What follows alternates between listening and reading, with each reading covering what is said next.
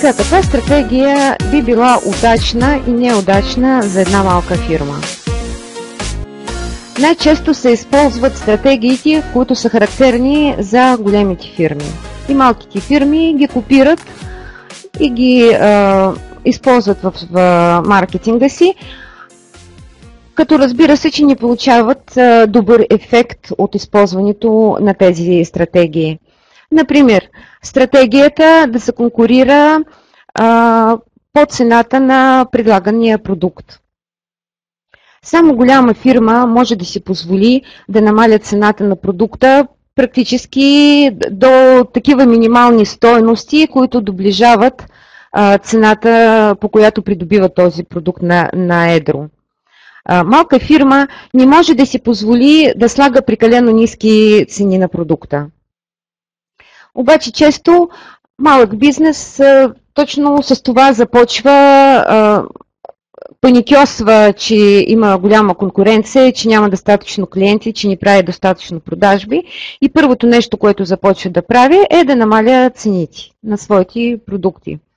И съответно, като те намалят цената,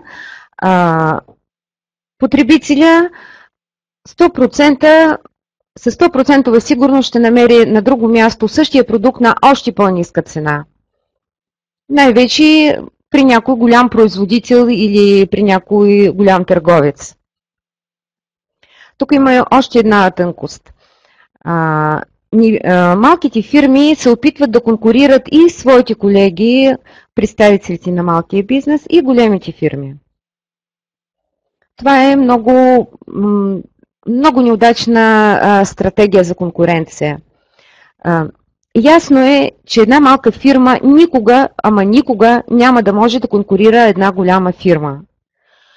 Значи основните конкуренти, които са реални и с които реално може да се прибори една фирма, това са колегите от същата големина на пазара.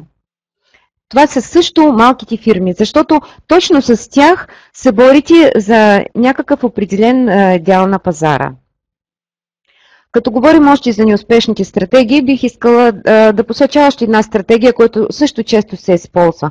Когато една малка фирма се опитва да се представя като голяма, да показва на потребителя външни атрибути на успешна голяма фирма, но всъщност не се явява такава.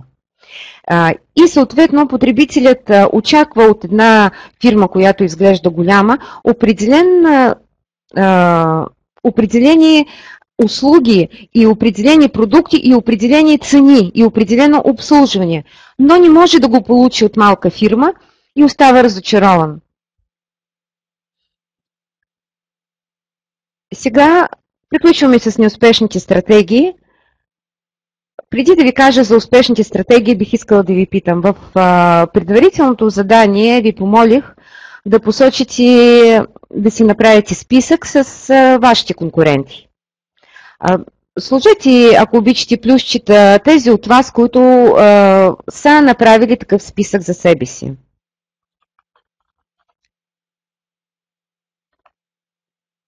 Така, Светла, аз имам. Добре. Някой друг да е направил такъв списък на своите конкуренти, Чевдар също, Илия също. Добре, чудесно. Сега, защо съм ви дала това предварително задание? То не е случайно. На мен не ми трябват вашите конкуренти.